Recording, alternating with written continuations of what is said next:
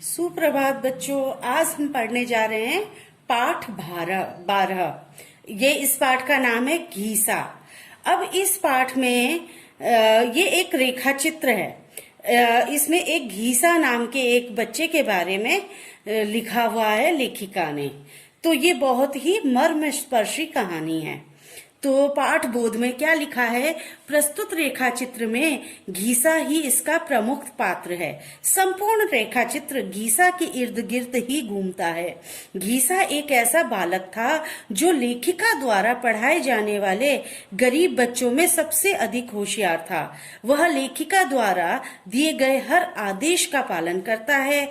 वह अपना कुर्ता देकर लेखिका के लिए भेंट में तरबूज लेकर आता है। उसकी अबोधता, भोलेपन तथा निस्वार्थ भावना से लेखिका बहुत हैरान होती है। अंत में घीसा भगवान को प्यारा हो जाता है। लेखिका को वैसा शिष्य ढूंढने पर भी फिर कभी ना मिला। तो अब हम करते हैं पाठ का वाचन। गंगा पार झूसी के खंडहर पर और उसके आसपास के गांवों के प्रति मेरा जैसा अकारण आकर्षण रहा है, उसे देखकर ही भी संभवतः लोग जन्म जन्मांतर के संबंध पर व्यंग्य करने लगते हैं। है भी तो आश्चर्य की बात, जिस अवकाश के समय को लोग इष्ट मित्रों से मिलने, उत्सवों में सम्मिलित होने तथा अन्य आमोद प्रमोद के लिए सुरक्षित रखते हैं, उसी को मैं इस खंडहर और उसके क्षत विक्षत चरणों पर पछाड़े खाती हुई भागीरथी के तट पर काट ही नहीं, सुख से काट देती हूँ। ग्वालों के बालक जो गाय भैंसों को बहकते देखकर लकुटी लेकर दौड़ पड़ते हैं, गडरियों के बच्चे जो अपने झुंड की एक भी बकरी या भेड़ को उस ओर बढ़ते देखकर कान पकड़कर खींच ले जाते, और व्यर्थ ही दिन भर गिल्ली डंडा खेलने वाले निठल्ले लड़के भी बीच बीच में नजर बचाकर मेरा रुख देखना नहीं भूलते। कह नहीं सकती कब और कैसे मुझे उन बालकों को कुछ सिखाने का ध्यान आया। मेरे विद्यार्थी पीपल के पेड़ की घनी छाया में मेरे चारों ओर एकत्र हो गए, और वे जिज्ञासु कैसे थे सो क्या बताऊं। कुछ कानों में बालियां और हाथों में कड़े पहने, धुले कुर्ते और ऊंची धोती में, कुछ अपने बड़े भाई का पांव तक लंबा कुर्ता पहने खेत में डराने के लिए खड़े किए हुए नकली आदमी का स्मरण दिलाते थे। कुछ उभरी पसलियों, बड़े पेट और टेढ़ी दुर्बल टांगों के कारण अनुमान से ही मनुष्य संतान की परिभाषा में आ सकते थे।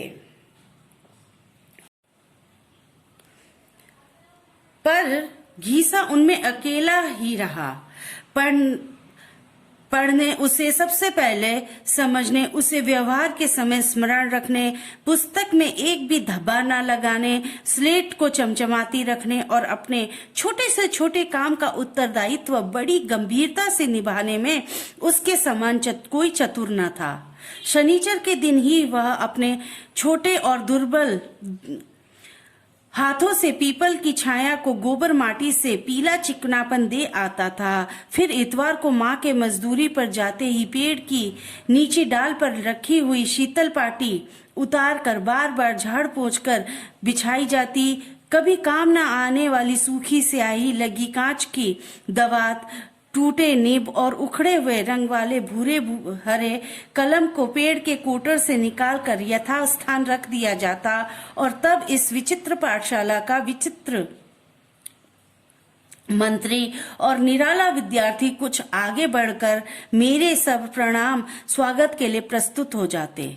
मुझे आज भी यह दिन नहीं भूलता जब मैंने बिना कपड़ों का प्रबंध किए ही उन बेचारों को सफाई का महत्व समझाते समझाते थका डालने की मूर्खता की।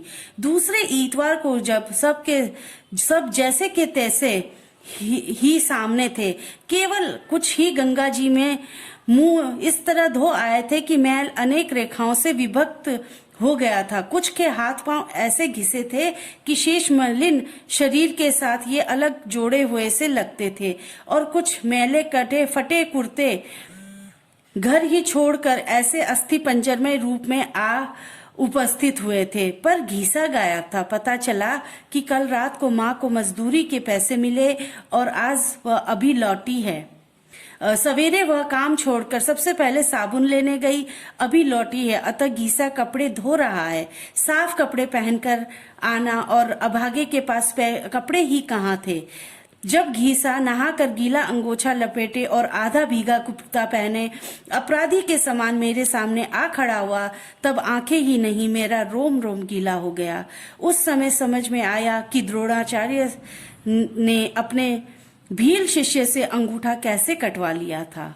होली के पहले ही एक घटना तो मेरी स्मृति में ऐसे गहरे रंगों से अंकित है जिसका धुल सकना सहज नहीं। उन दिनों हिंदू मुस्लिम वैमनस्य धीरे धीरे बढ़ रहा था। घीसा 2 सप्ताह से ज्वर में पड़ा था। 2-4 दिन उसकी माँ स्वयं बैठी रही, फिर एक अंधी बुढ़िया को बैठाकर काम पर जाने लगी। इतवार की सांझ को मैं बच्चों को विदा दे घीसा को देखने चली, परंतु पीपल से 50 पग दूर पहुंचते पहुंचते उसी को डगमगाते पैरों से गिरते पड़ते अपनी ओर आते देख मेरा मन उद्विग्न हो उठा। वह प्यास से जाग गया था। इतने में मुल्लू के काका ने नदी पार से लौट कर दरवाजे से ही अंधी बुढ़िया को बताया कि शहर में दंगा हो रहा है। तब घीसा को गुरु साहब का ध्यान आया। मुल्लू के काका के हटते ही वह ऐसे होले होले उठा कि बुढ़िया को पता ही न चला और कभी दीवार कभी पेड़ का सहारा लेता लेता इस ओर भागा। वह सोच कर आया था कि अब वह गुरु साहब को किसी तरह भी न जाने देगा। जब मुझे उन लोगों को छोड़ जाना था तब मेरा मन बहुत ही अस्थिर हो उठा। कुछ बालक उदास थे और कुछ पढ़ने की छुट्टी से प्रसन्न। कुछ जानना चाहते थे कि छुट्टियों के दिन चूने की टिपकियां रखकर गिने जाएं या कोयले की लकीरें खींचकर। कुछ के सामने बरसात के चूते हुए घर में 8 पृष्ठ की पुस्तक बचा रखने का प्रश्न था और कुछ कागजों पर चूहों के आक्रमण की ही समस्या का समाधान चाहते थे। तब मैंने बहुत दूर एक छोटा सा काला धब्बा आगे बढ़ते देखा। वह कुछ और नहीं, नंगे बदन घीसा एक बहुत बड़ा तरबूज दोनों हाथों से संभाले आ रहा था, जिसमें बीच बीच से कुछ कटे भाग में से भीतर की ईषत लक्ष्य ललाई चारों ओर गहरे हरीपन के साथ कुछ बंद गुलाबी फूल जैसी जान पड़ती थी। घीसा के पास न पैसा था न खेत, तब क्या वह इसे चुरा लाया है? घीसा गुरु साहब से झूठ बोलना, भगवान जी से झूठ बोलना समझता है। वह तरबूज कई दिन पहले देख आया था। माँ के लौटने में जाने क्यों देर हो गई, तब उसे अकेले ही खेत पर जाना पड़ा। वहाँ खेत वाले का लड़का था जिसकी नजर उसके नए कुर्ते पर बहुत दिन से थी। उसने कहा, पैसा नहीं है तो कुर्ता दे जाओ, और आज घीसा तरबूज न लेता तो कल उसका क्या करता, इसलिए कुर्ता दे आया। पर गुरु साहब को चिंता करने की आवश्यकता नहीं, क्योंकि गर्मी में वह कुर्ता पहनता ही नहीं और आने जाने के लिए पुराना ठीक रहेगा। तरबूज सफेद न हो इसलिए कटवाना पड़ा। मीठा है या नहीं यह देखने के लिए उंगली से कुछ निकाल भी लेना पड़ा। गुरु साहब ना ले तो घीसा रात भर रोएगा, ले जाए तो वह रोज नहा धोकर पेड़ के नीचे पढ़ा हुआ पाठ दोहराता रहेगा और छुट्टी के बाद पूरी किताब पट्टी पर लिखकर दिखा सकेगा। उस तट पर किसी गुरु को किसी शिष्य से कभी ऐसी दक्षिणा मिली होगी ऐसा मुझे विश्वास नहीं, परंतु उस दक्षिणा के सामने संसार में अब तक के सारे आदान प्रदान फीके जान पड़े। जब फिर उस ओर जाने का मुझे अवकाश मिल सका तब पता चला कि घीसा को उसके भगवान जी ने सदा के लिए पढ़ने से अवकाश दे दिया था। आज वह कहानी दोहराने की मुझ में शक्ति नहीं है। अभी मेरे लिए इतना ही पर्याप्त है कि मैं अन्य मलिन मुखों से मैं उसकी छाया ढूंढती रहूं। ये इसकी लेखिका है महादेवी वर्मा जी। अब करते हैं इस पाठ के लिखित प्रश्न उत्तर। सबसे पहले हम मौखिक प्रश्न उत्तर करेंगे। पहला प्रश्न है, घीसा का गांव कहाँ बसा हुआ था? घीसा का गांव भागीरथी के तट पर बसा हुआ था। लेखिका की पाठशाला कहाँ लगती थी? लेखिका की पाठशाला पीपल के पेड़ के छांव के नीचे लगती थी।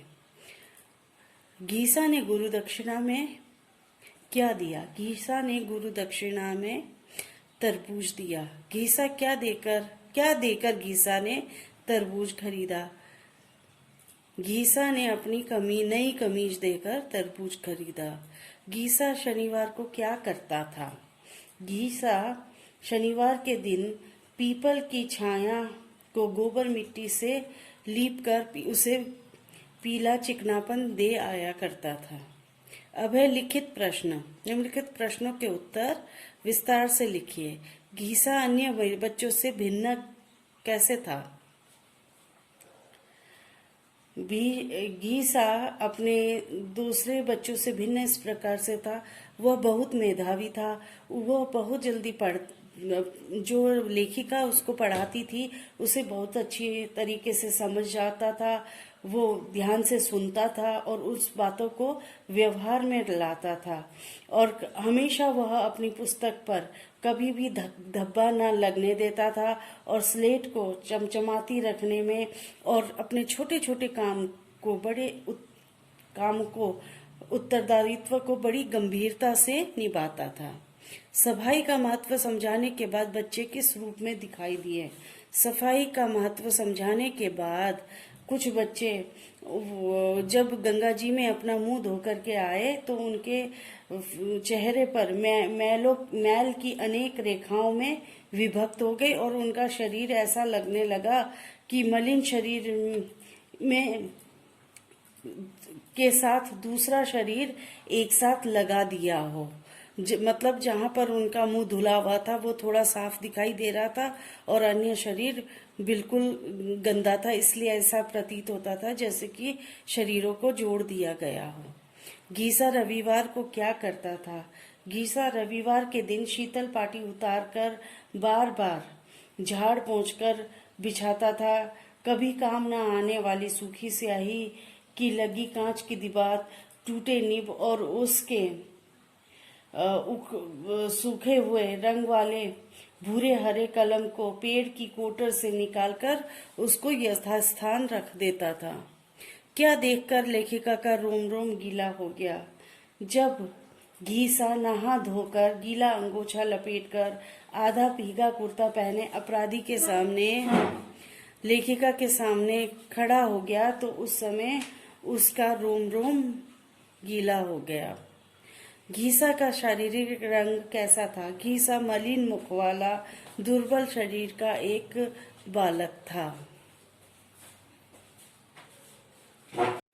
अब उचित शब्द द्वारा रिक्त स्थान भरकर वाक्यों को पूरा करना है। ग्वालों के बालक जो गाय भैंसों को बहकते देखकर लकुटी लेकर दौड़ पड़ते। कुछ बालक उदास थे। तीसरा है कागजों पर चूहों के आक्रमण की चिंता थी। गीसा के पास न धन था न खेत, न पैसा था न खेत। द्रोणाचार्य ने अपने भील शिष्य से अंगूठा कैसे कटवा लिया था? अब कहानी के आधार पर कथनों के सामने सही तथा गलत का निशान लगाना है। मैं अपना समय भागीरथी के तट पर सुख से काट लेती हूँ, सही है। गडरियों के बच्चे बकरी को मार मार कर ले जाते थे। ये एग्जैक्ट ये सेंटेंस नहीं है, पर ये गलत है। कुछ बच्चे बिना कपड़े पहने ही आ गए थे। हाँ, सही है। गीसा ने गुरु दक्षिणा में बहुत कीमती उपहार दिया था। नहीं, उसने तरबूज दिया था। फिर उसके बाद है गीसा 2 सप्ताह तक ज्वर पर पड़ा रहा। ये सही है। अब विषय वस्तु बोध। नीचे दिए गए गद्यांश को ध्यान पूर्वक पढ़कर संबंधित प्रश्नों के उत्तर लिखने हैं। होली के पहले की एक घटना तो मेरी स्मृति में ऐसे गहरे रंगों से अंकित है जिसका धुल सकना सहज नहीं। उन दिनों हिंदू मुस्लिम वैमनस्य धीरे धीरे बढ़ रहा था। गीसा 2 सप्ताह से ज्वर में पड़ा था। 2-4 दिन उसकी माँ स्वयं बैठी रही, फिर एक अंधी बुढ़िया को बैठाकर काम पर जाने लगी। इतवार की सांझ को मैं बच्चों को विदा दे गीसा को देखने चली। यह घटना किस समय की है? यह घटना होली के पहले की है, जिस समय हिंदू मुस्लिम वैमनस्य बढ़ा हुआ था। गीसा की माँ को काम पर क्यों जाना पड़ा? क्योंकि गीसा की माँ को काम पर इसलिए जाना पड़ता था क्योंकि वह घर के गुजारे के लिए पैसा कमाती थी। गीसा को क्या हो गया था? गीसा को ज्वर हो गया था। हिंदू मुस्लिम वैमनस्य का क्या अर्थ है? हिंदू मुस्लिम वैमनस्य का अर्थ है हिंदू मुस्लिम के आपस के लड़ाई झगड़े। स्मृति शब्द का अर्थ लिखकर वर्ण विच्छेद खींच दिए। स्मृति का मतलब होता है याद, तो स्मृति का अर्थ लिखकर वर्ण विच्छेद करना। स्मृति स आधा स है तो स के आगे म नहीं अ नहीं आएगा, म फिर प्लस री और हलंत आएगा म में, फिर री, फिर त, फिर छोटी ई। स्मृति। भाषा बोध। संज्ञा सर्वनाम विशेषण अथवा क्रिया शब्द के जिस रूप से उसकी संख्या का पता चले वह वचन कहलाता है। वचन के दो भेद होते हैं, एक वचन व बहुवचन। दिए गए शब्दों के वचन परिवर्तन कीजिए। बालक बालकों, बच्चा बच्चे, छुट्टी छुट्टियां, टांग टांगे, लकीर लकीरें। मंत्री का मंत्री ही होगा। ठीक है, तो इसी के साथ ही ये पाठ हमारा समाप्त होता है। आशा है आपको ये पाठ अच्छे से समझ में आया होगा।